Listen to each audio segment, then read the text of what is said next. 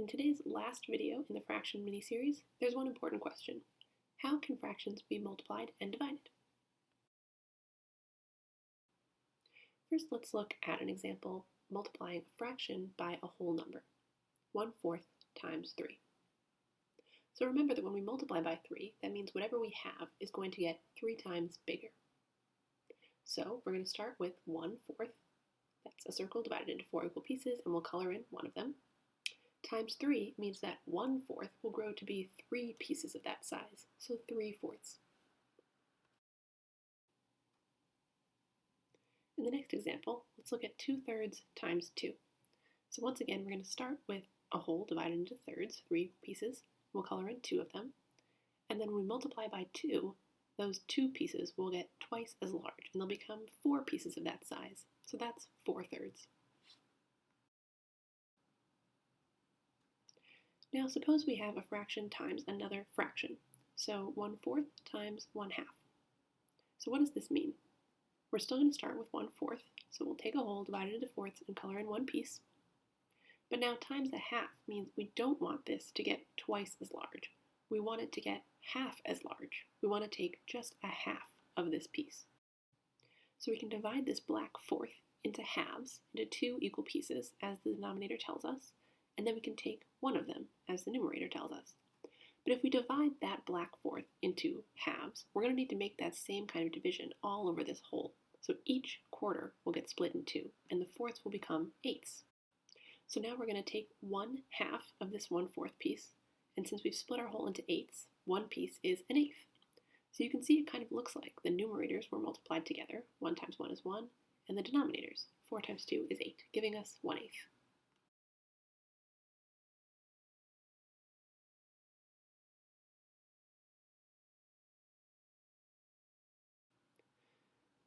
Here we have 2/3 times 1/4.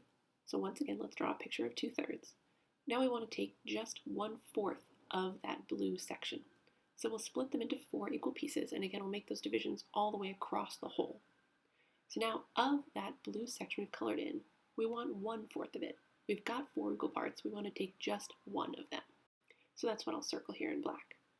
So now, that piece that's now colored in black, out of the whole, which we've now split into 12ths with our new division, how many pieces have we colored?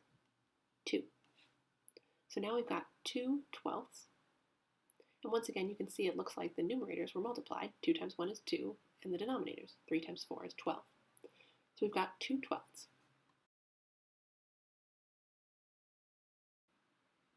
And 2/12 can be reduced with our common factor of 2 to 1/6. Now let's look at an example multiplying fractions without the visual, without the picture representation. 5/8 times 2/3. So we can multiply the numerators. 5 times 2 is 10. 8 times 3 in the denominator is 24. So we've got 10/24, and we can reduce that with a common factor of 2, getting us 5/12. Let's look at another way we can solve the same problem, 5/8 times 2/3. You notice in the numerator, 5 and 2, and the denominator, 8 and 3, there are already some common factors. 8 and 2 have a common factor of 2, so we can actually reduce before we multiply. So if we reduce that common factor, 2 and 8, if we divide them both by 2, the 2 will become a 1, and the 8 will become a 4. And then we can go ahead and multiply. 5 times 1 is 5, and 4 times 3 is 12, and we get that same 5/12 that we had before. So the option is there to both reduce after multiplying or reduce before multiplying. It's often easier to reduce before you multiply.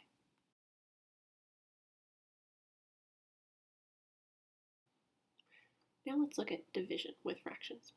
First, let's start with a whole number again. So we'll do 1/4 divided by 2. And one way to think about this question is how much of 2 can fit into 1/4?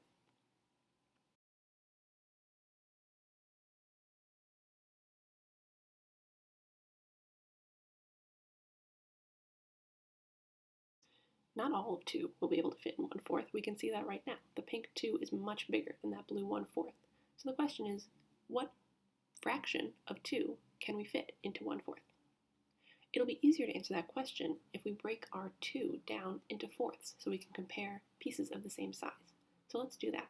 We'll split each of the wholes in two into 4 equal pieces. So now our 2 can be written as 8/4. So now we're doing 1/4 divided by 8/4. And our question is, how much of 8/4 can fit into 1/4? Well, we've got 8 pieces of a certain size. We've only got room for one of them. So only one of those 8 pink pieces can fit in that blue 1/4. So 1/8 is our answer. And you might notice here that it does not look like the numerators are dividing each other and the denominators are dividing each other. This looks like a different process than when we were multiplying. In this example, we'll look at a fraction divided by a fraction. So we'll take our fourths and our sixth, and once again we'll draw these pictures. So we'll color in 1/4 and 5/6. And our question is, how much of 5/6 can fit in 1/4? Once again, you can see not all of the pink will fit into the blue. The pink is obviously bigger. But if we go ahead and break our fourths and our sixths into the same size pieces, we'll be able to tell how many of the pink can fit into the blue. So we can make our fourths and sixths both into 20/4.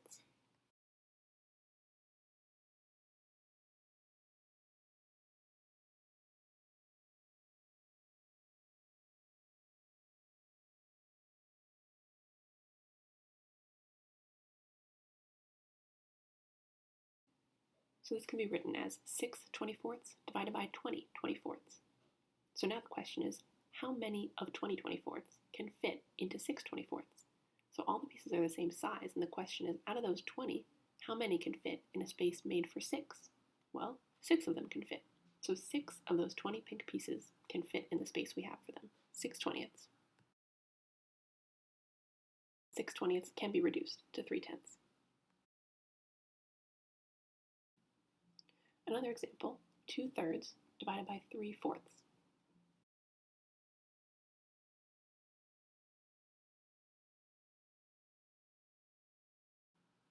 So how much of 3/4 can fit into 2/3? Once again, let's make our denominators the same so we can compare more easily. We'll once again change them to 12ths, and we'll have 8/12 divided by 9/12. So of those 9 blue pieces, how many can fit in the space made for 8 pieces? Only 8 of those 9 pieces can fit, so 8/9 is our answer.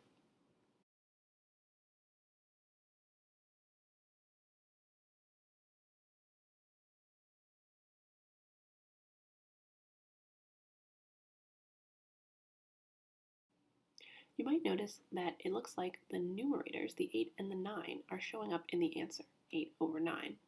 But these are not the numerators from our original problem, 2/3 and 3/4. They're the numerators that we got after we changed both fractions to have the same denominator. So the question is, how can we get to this answer more quickly?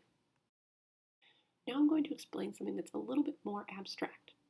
If you don't completely get it, that's fine. Don't worry, I'm going to show an example after this. Suppose I have 2 fractions, and I'm not going to give numbers for them. I'm just going to call them a over b and c over d. And I want to know what's a over b divided by c over d.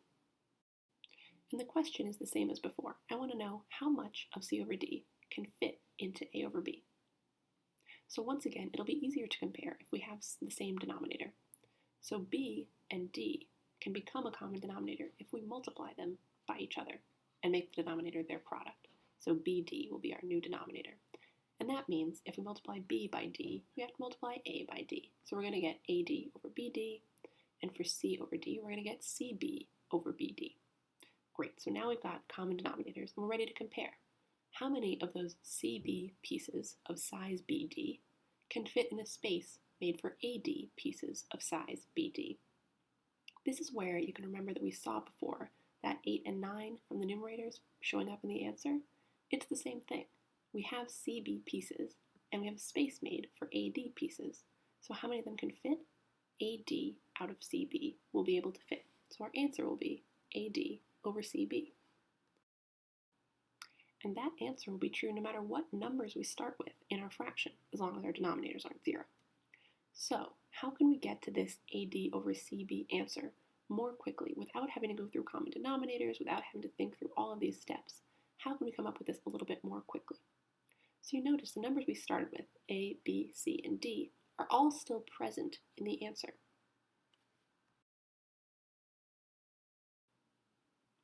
But but they've moved around a little bit. Whereas before, A was in the numerator, B was in the denominator, that's still the case, but C was in the numerator and D in the denominator, those have switched places. Now we've got D on top and C on the bottom in our answer of AD over BC. So, if we start with AB divided by CD and we want to get to AD over BC, how can we do that quickly? Well, if we invert the second fraction to D over C and change out our division for multiplication, we'll have AB times DC, and that'll give us AD over BC. This is called an algorithm. It's a process that you can apply that will always work for dividing fractions. You can flip that second fraction and multiply. So this process of inverting the second fraction and multiplying will always work for dividing fractions, and it'll be helpful to memorize it, but it's also nice to see why it works.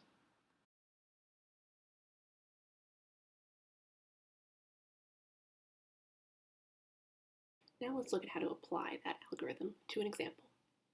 So we'll do 5/7 divided by 2/3. Remember, the algorithm says we'll take the second fraction and invert it, so it'll become 3 over 2, and we'll multiply 5/7 times 3/2. So now we're back to multiplication, which you might remember we can just multiply the numerators together and the denominators together. So 5 times 3 is 15, 7 times 2 is 14, and we'll get 15 over 14 for an answer.